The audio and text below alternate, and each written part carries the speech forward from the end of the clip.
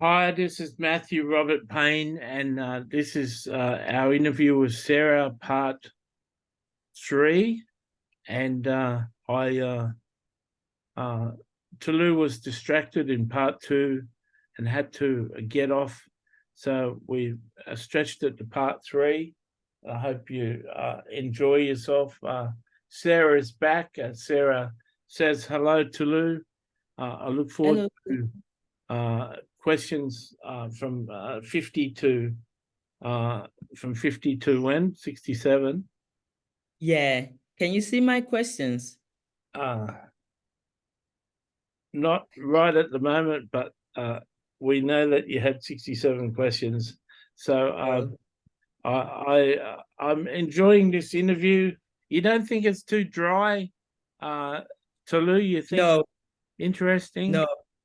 Yeah, I'm enjoying it. I hope heaven is enjoying it as well, as much as I'm having fun. Did you hear heaven cheer then? No. Yeah, they're enjoying it. Thank you. Yeah, I wanted to talk about your experience in Gera. Abraham once again referred to you as a sister in Gera. How did you feel about this decision, considering the event in Egypt where a similar situation occurred? And go into more detail about what happened there so you can refresh Matthew's memory of this. So what happened when he told people that I was his sister? Did Yeah, someone so King, want to? so, so the King Abimelech wanted to take you as his wife, and by the time, I think maybe you slept one night there, and God revealed Himself to Abimelech, and He did make all the wives to not be able to bear, to be barren. God closed their womb as a result. And Abimelech came back to Abraham to say, why did you lie to me? Take your wife back. And then Abraham had to pray for them to be healed from the barrenness. Okay, so that's the true story. So there you go, Matthew. How do I feel? Well, I continue on with my message for the women here.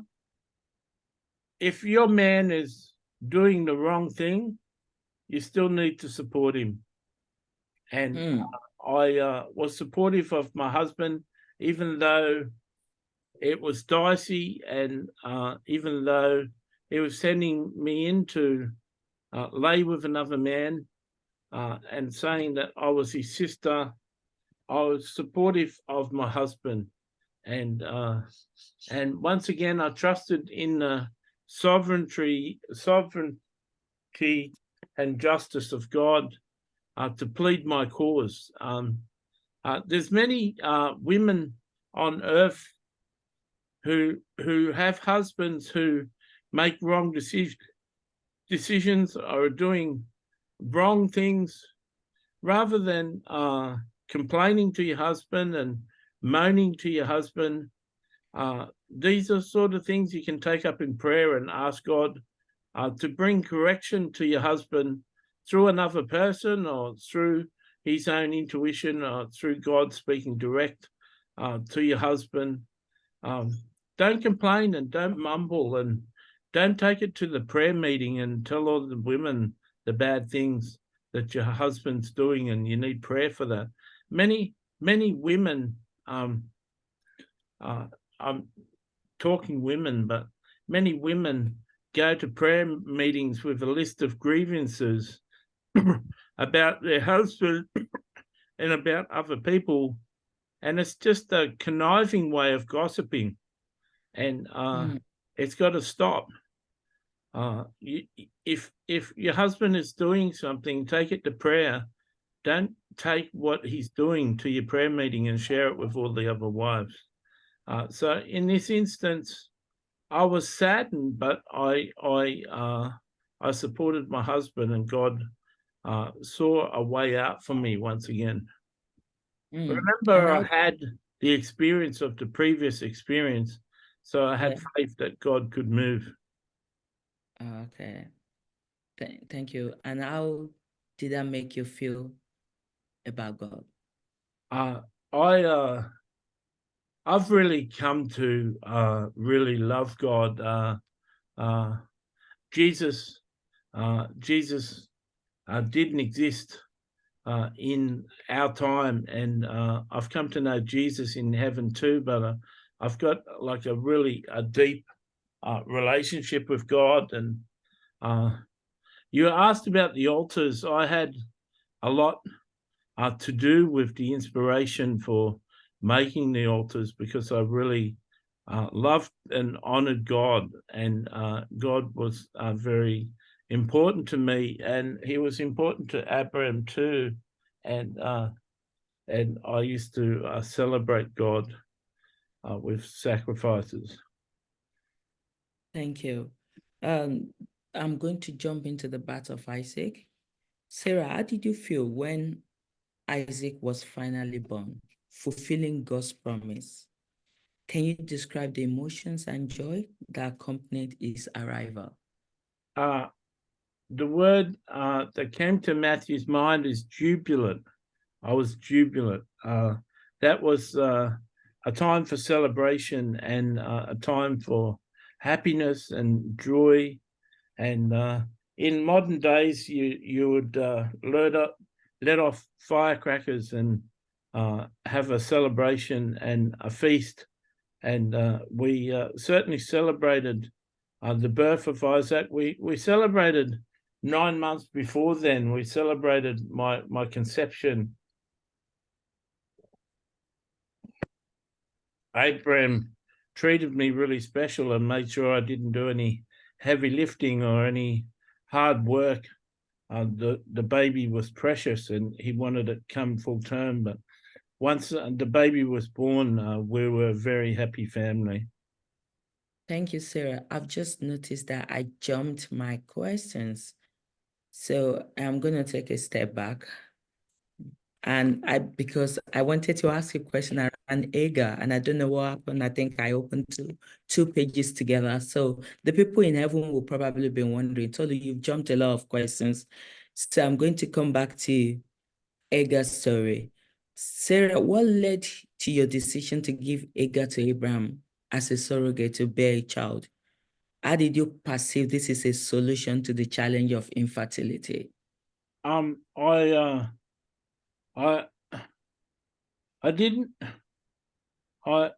wasn't just my infertility. It was the fact that God wasn't helping me conceive, and he wasn't coming through and answering the promise. And I just got sick and tired of waiting. And I envisaged in my mind, I came creatively in my mindset that perhaps God meant conceiving through my maid. And I was pretty persuasive with Abraham, because he was the one who went in with Hagar and did the deed. And you can imagine in those days, just as it is today, you don't sleep with a woman one time and get her pregnant. And so it was a mission. It was something that he had to achieve. And it was my breakdown of my faith. And I'm no different. And I want to make a point here. I'm no different to most of you. I'm no different to most of the people that live. They give up on God. They give up on God's dreams. They give up on God's destiny. They give up on God's desires for a person, and they settle for something less. They discover that Hawaii is a country that love to live at, and they end up in Hawaii and get told they can live there forever. And then they settle for something that is far less than God's best. And many of you have done that in heaven. And so I settled for something that was less than God's best. And I talked myself into it, and I talked Abraham into it, that perhaps God meant this. And but I didn't do anything that every other woman hasn't done. I just did it in a different way. so many women have in this world have been promised so much more, and they've settled for something less. And if this is speaking to you, you need to make that decision to go back to that original plan and believe God for that. Thank you. Thank you. Infertility can be emotionally and culturally challenging. How did you cope with the challenges of being unable to conceive, especially considering God's promise of descendants to Abraham? It was difficult to talk about. It's like leprosy. It's like a shame. It's like you want to be hidden. It's like you're a lesser woman. And I want to speak to all of those women who on earth were infertile, and all the women on earth listening who may be infertile, or perhaps you're listening to this and you're on earth and you know someone who's infertile. It's so hard to accept that you're a whole woman because so much of womanhood is being able to bring forth children, and it strikes at your central self-esteem and your character. And so it was a long time that I lived without the ability to conceive a baby. You know, when God said that Abraham was going to have a whole lot of descendants, we thought it was going to be the next year or the next year after that. We never envisaged that we'd be waiting 25 years. And I encourage all of you to wait for a dream for 25 years. It takes a toll on you. And so there's many females who have been infertile. There's many females in heaven who never gave birth to a child. You've got to find something that gives you your identity. You've got to find your identity in Christ rather than being a mother. And it's just a deep hurt. And I don't want to do injustice to mothers, to women who can't be a mother. I don't want to be insensitive to anyone with my answer. Thank you. And when Agar became pregnant, what were your expectations for the outcome? Did you anticipate any challenges in the relationship dynamics? Abraham loved his son, and he started to develop affection for Ishmael, and they were starting to grow together as father and son, and it sort of gave Hagar a sort of push forward in Abraham's view, and she became close to Abraham. It was almost pushing me out. And Abraham would have never pushed me out because we're bonded together and we're very close. But there was also that dynamic that she was the father of his child.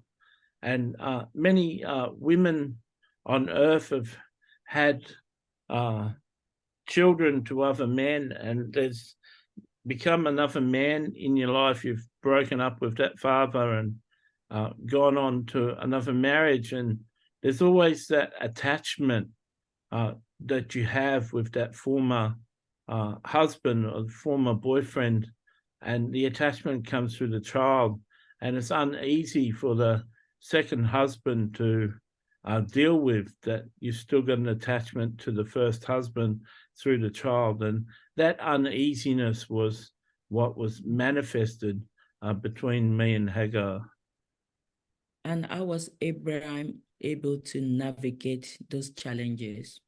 He was loyal to me, but he was especially affectionate of Ishmael, and he until Isaac arrived, he actually believed Ishmael was the promise, and we were mistaken. My pregnancy came as a surprise. That is interesting. And how did the event impact your relationship? Did it impact your relationship with Abraham, or did it bring you guys closer together as against coming between you two? Because Abraham thought Ishmael had become the promise and we'd solved it, it actually brought us closer. But like I shared with the mother having a child with a former boyfriend or former husband, there was that tension between me and Hagar. Thank you. Was there any tension between you and Abraham because of Ishmael? No, I was happy for him that he had a child, but as soon as Isaac came on the scene, we realized that Ishmael wasn't a promise, and I didn't want anything to do with it. Thank you. And how did you feel when God renewed his covenant with Abraham in Genesis 17? When God did promise him again that I am still going to give you a son. What were your thoughts on the promise of numerous descendants and the establishment of an everlasting covenant? I was surprised because I thought we'd already accomplished that with Ishmael. I was surprised that God was still speaking and saying, no, you didn't accomplish that. You messed up, and I'm still going to give you a descendant through your womb. And I was shocked and surprised, and perhaps a little guilty too, largely guilty. I felt ashamed that I'd encouraged Abraham to take the course with Hagar. And how can you encourage Christians that we've made a mistake in the past and we're still ashamed of the actions that we've taken by helping God when we could have allowed God to take absolute control? There's many Christians who make decisions to do things in their flesh to help God out, and many actions, sadly, taken by Christians are actions in the flesh. And if you're feeling sad and guilty and ashamed for things you've done, God can forgive you, and God will forgive you. But so few people actually forgive themselves for their actions, and God doesn't so much get sad about a wrong action or a wrong decision. He gets sad many times because of your guilt and shame and how you distance yourself from him because of your guilt and shame. So I'd encourage you to trust in God. I'd encourage you to learn how to walk in the Spirit, how to get directions of God, and practice doing the things that God tells you to do, and doing them the way God tells you to do them. And if you haven't got counsel on how to do the things that God tells you, approach a prophet and get life coaching or something, so that a prophet can steer you in the direction and the ways to actually do what God's telling you to do. Don't make the mistake like we did. Thank you. And how did you react when God said you will have Isaac, that you will bear a son? Because you've already come to the resolution at that stage that maybe Ishmael is the child that God is going to use. Then God telling you're going to have a son, Isaac. What was going through your mind? Guilt, shame, condemnation, fear. There's some of the things, but I also was quite surprised that we hadn't solved it for God, and I felt shocked and surprised, and I thought that I made good steps and righteous steps, and I was conscious of being a good wife and a good follower of Abraham, and I was sort of embarrassed that it was my idea that led us off track. Thank you. And then later on, you had 3 visitors that Abraham was able to recognize as angels, and you entertained them. And the angel did mention that you were going to have a son, and the Bible says you laughed. What did it represent? What were you thinking? Why did you laugh? Because I didn't believe it. I didn't believe that the promise was going to be fulfilled through my womb. I lived close to 100 years with a shut womb, and I thought that I'd solved the solution with Ishmael, and I didn't personally believe what the angel was saying. And why did you lie about laughing? Because God caught you laughing and did ask you that why were you laughing? And you said, you're not laughing. And God responded, is there anything too hard for the Lord? How did you feel at that stage? I once again, many people tend to lie when they're embarrassed, and so rather than cope with being embarrassed, you actually lie. And so I lied, and then I got found out in my lie, and that made me ashamed. All of these things seem like tragic, seem like big things, but how many of you Christians listening, how many of you people in heaven have never lied? How many of you lie every day? How many of you lie every week? This was a lie where I was being confronted by an angel and God, and it was a lot on the line about that. I was laughing that God had said 3 times that Abraham was going to have descendants through me.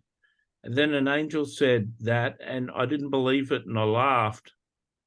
Then I'm getting caught out in that laugh, and they're saying, why are you laughing? It's because I don't believe that. But I didn't say because I don't believe that. I lied.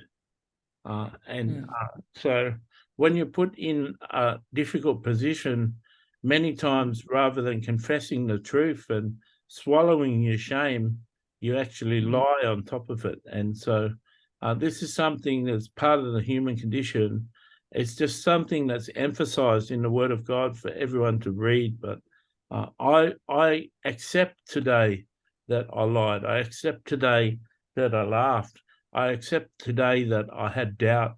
And I want to tell you, as your mother, as the mother of nations, that this is why so beautiful that you have the Bible, because it's got all the bare truth. It's got all the good things and all the bad things. And I'm not ashamed anymore. I've been forgiven, but I'm not ashamed that I was human. And this shows my humanity. And how many of you wouldn't laugh when God was saying that you're going to have a child and you're nearly 100 years old and you've never conceived a child before?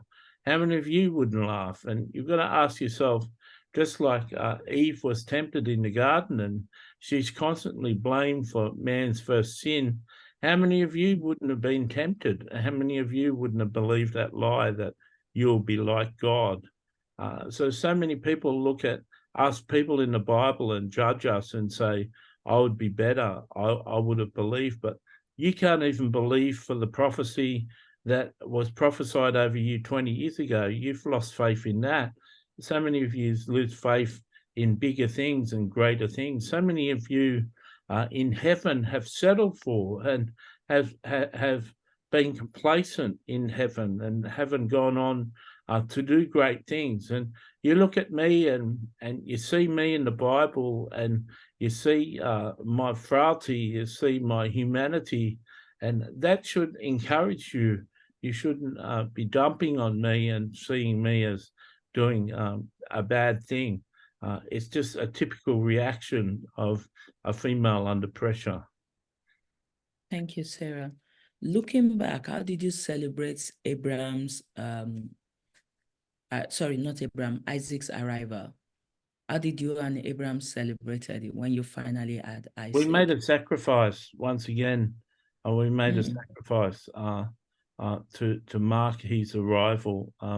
And I really encourage you, if you're listening to this, to make sacrifices for God, and allow the sacrifice to cost you.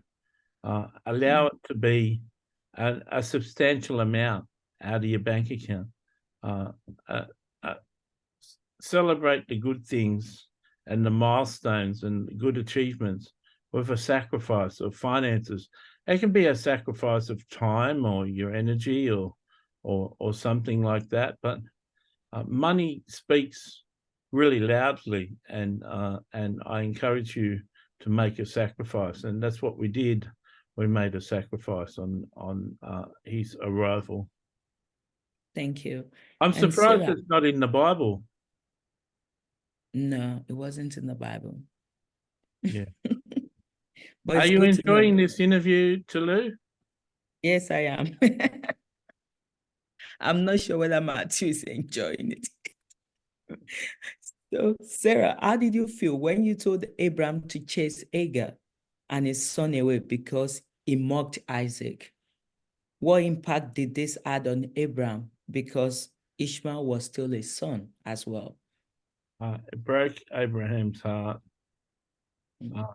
and he never got over it. Mm. It was a weight on his heart, and Matthew wasn't aware that Ishmael mocked Isaac. He didn't read that years ago when he read the Bible. So Matthew can understand why a mother would rise up and protect her son, especially protecting the chosen one. But it really marked Abraham sending Hagar off into the desert without food and supplies. Really marked Abraham, and it became a darkness in his life from that day on. There was like indwelling darkness in Abraham, and I'm eternally sorry for that. And I think if Hagar and Ishmael hadn't been rejected, I really don't think this war in Israel would be happening right now. Rejection is a strong spirit, and it's that rejection that the Arabs feel that fundamentally make them hate the Jews. So what does that tell you of Abraham? Because he was actually loyal to you to be able to follow the instructions you gave about Hagar. It just makes him a loyal person, just like when he went and defended Lot, he put his own life on the line. He surrendered his own life and his men's life to go and fight for something he loves. Just as I've been telling the women all along to be loyal to your husband, respectful to your husband, it goes the other way. If you've got a wife that's committed to you and loyal to you and respectful of you, sometimes you need to respect her wishes, even when it's a hard thing, even if it's like sending one of your sons away. If you're in your second marriage, for instance, and you had a child to an earlier marriage, and the first husband kept on flirting with you, and it was upsetting your second husband, the flirtatious looks he was giving and the things he was saying to you every time he dropped the child off. If the second husband said, I don't want you seeing that son of yours anymore, I'm sick of a husband flirting with you, I'm sick of that man flirting with you, as a wife, you should respect your husband and honor him as the second husband and say goodbye to your child. And that would be very hard for a mother to do, but that's similar what Abraham did for me. his son disrespected my son, and my son was the child of the promise that was going to fulfill the promise that God had said, and I was highly offended, and Abraham swallowed the bitter pill, and but sadly that sadness never left him, and he didn't know the fate of Hagar. He didn't know that an angel came and fed Hagar, and he didn't know that he'd have mighty descendants. He didn't know any of that. He just cried as Hagar walked into the distance with her son, and with his son, and he was really sad. He loved Hagar too. She'd become more than a maid. She'd become family, and it was like he was losing a daughter too, not only a son. That's a powerful message. When Isaac came into the scene, obviously, how did that change your relationship with God? Well, you got to remember, I was the woman who laughed. I was the one who lied.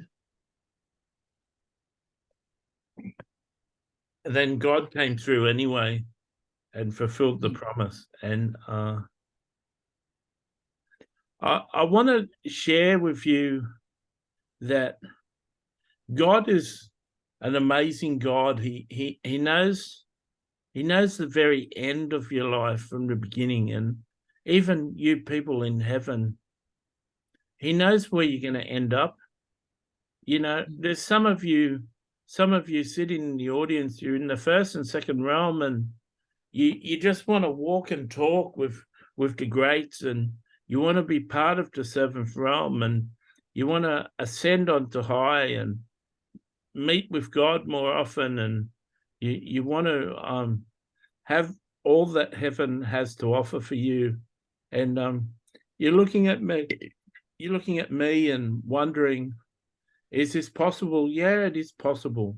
God knows your end. He knows where you're going to be in 1,000 years. He knows what position he's got for you. He knows your desire, and he knows what you're going to achieve. And God is a mighty God, and he's the biggest dreamer, and his dreams for your life exceed your dreams. And he wants to encourage you, and I want to encourage you that things are possible with God. And God has always been on my side, and since I've got to heaven, since I've known God, I've drawn closer to him, and I've been able to help other people and encourage other people become who they were meant to be. And when you give up on God, when you think that God plays favorites, or he's fairer to other people, or he treats other people differently to you, when you think negative things of God, it'll affect you. And so when Isaac come forth and was a child and was being raised by me, it brought me really close to the God of promises, and I started to really believe the promise. Thank you, Sarah. And how was your relationship with him on earth and now in heaven? I knew God mostly through Abraham, but my relationship with God in heaven, I can speak to him as a daughter. I can speak to him as a princess. I can speak to him as a co-chair, a co-heir in his kingdom. I am seated on the side of God.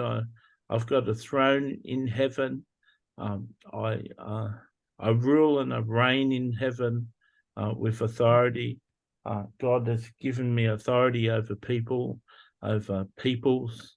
I am respected by the people from Islam that have made it to heaven, and people from the Christian faith that have made it to heaven. I'm respected by the Jews that have made it to heaven. My name has been glorified among many men, and it was God who wrote that story. He achieved a tapestry of my life, and if you look at my life in detail, it may be a whole lot of squiggly lines and threads going everywhere. But if you look at my life from one side, it's just this beautiful tapestry. And God was responsible. He's the architect. And whether you know it or not, if you're on heaven or if you're on earth, God is the architect of your dreams. And God's the one who gives you the dreams. He gives you dreams, he takes away dreams. He gives you desires, he takes away desires.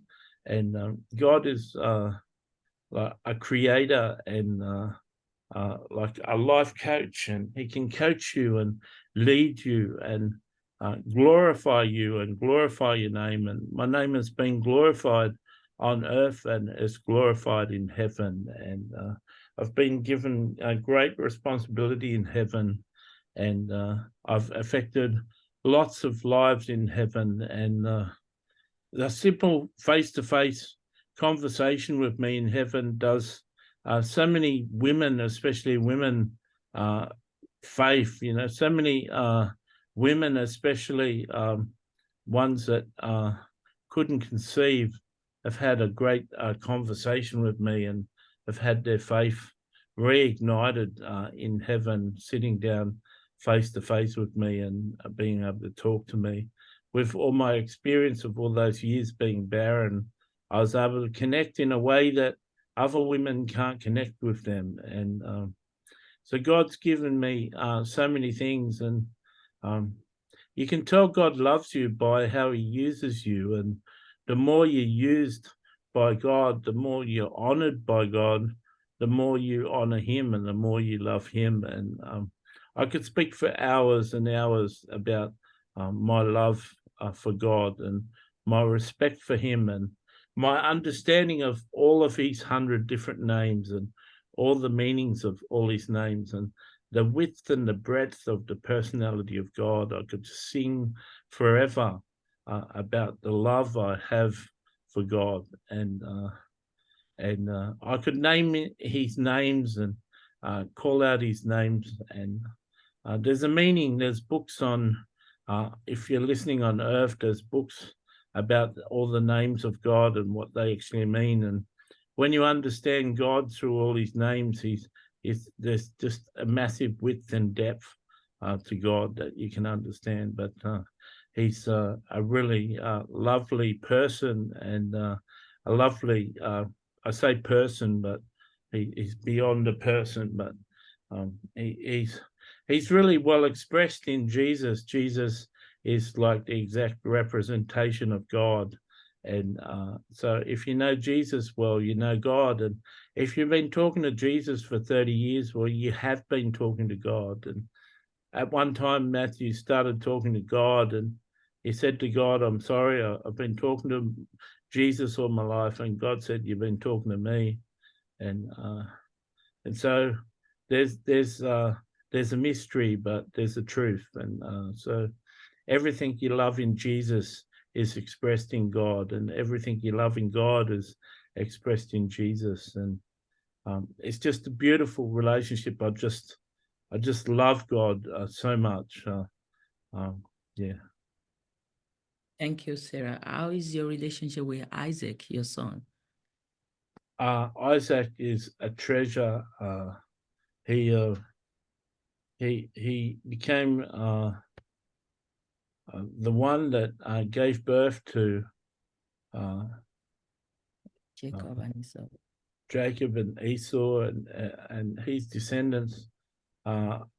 Descendants of Jacob become the 12 tribes. And so Isaac was very hard worker. He's very diligent.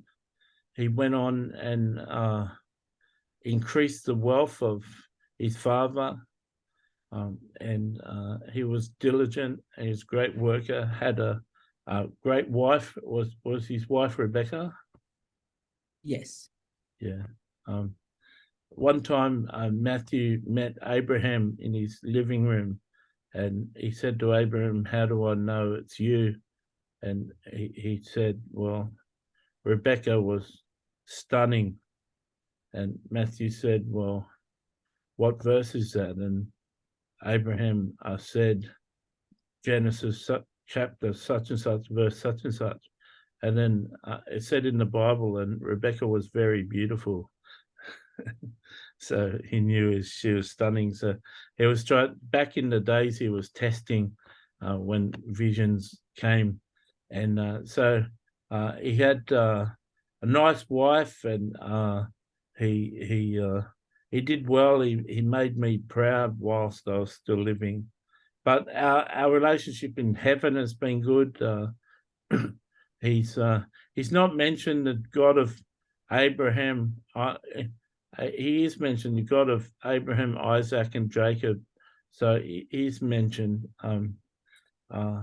He's a hard worker. He was diligent to God, and he's faithful to our God.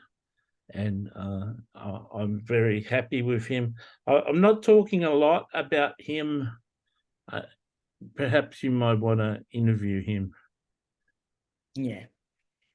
So as you look down on the ongoing legacy of your family, Matthew wants to know what question you are up to. As you look down on the ongoing legacy of your family on earth, what are your thoughts and feelings about the impact of your life on future generations, especially through Isaac? I'm very proud of the progeny. I'm very proud of the descendants.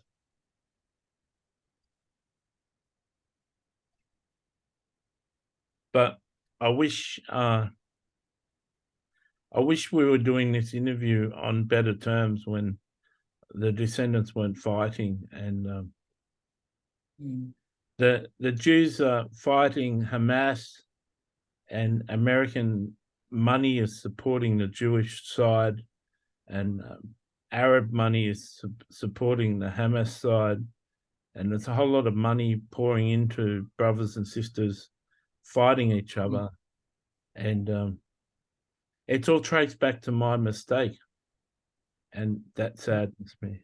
And you can be sad in heaven, you can weep in heaven, you can have remorse in heaven, and it's sad to realize that a mistake like that can be still having consequences in the modern day. And I just want to share with you that you can make sins on earth, and you can do things wrong on earth, and sometimes they'll have eternal consequences. And you be careful about the people that you hurt and the people that you do damage to. I really tarnished Ishmael on that day, and he carried that rejection right through his bloodline, and that was sometimes I wish I could have seen the descendants, and sometimes I wish I had known the families and Ishmael's sons and daughters, and I wish we had grown up together, but instead they became the enemy and started fighting us. And I wish I could rave about how proud I am, and I am proud, but this war is really taking its toll on me and Abraham. So sorry. How does the joy of being in God's immediate presence compare to the joy you experienced when Isaac was born?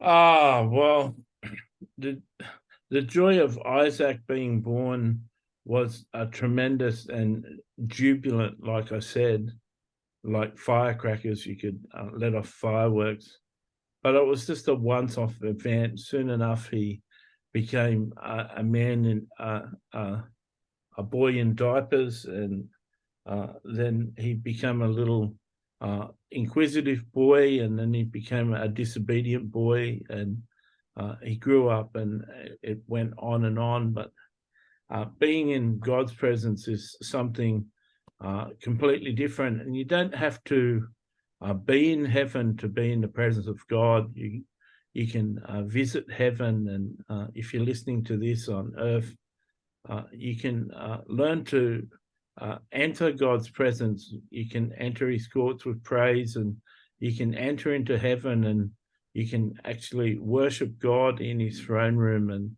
have face-to-face encounters with God. And God is, like I said, he's amazing. He's an architect. Matthew's been going through some hard health problems, and yet he's still alive, and he's still doing the will of God, and he praises God for who he is, and so God is, he's a treasure. It's like there's little parts of him breaks off, and there's another treasure. Every time he speaks to you, every word is precious. Every time he has a conversation with you, every time he looks at you, he's got a gaze like Jesus that can just undo you. And he's the ultimate life coach. He's an ultimate champion, and to make goals and speak about your goals with him, and for him to give you angels to help carry out your will. And so it was jubilant, it was fun, it was exciting having Isaac the promise, but it's everlasting fun in the presence of God. Thank you, sir. What do you like to do in heaven now? I'm like a life coach in heaven. I'm constantly helping people realize their dreams, and dream about what they want to achieve and achieve it. I sort of there's not a Christian, there's not a movie on earth that can encapsulate what I am, but I'm like a god. I'm like another god. I help people dream. I help people set goals and achieve their goals. And So I'm open to more clients.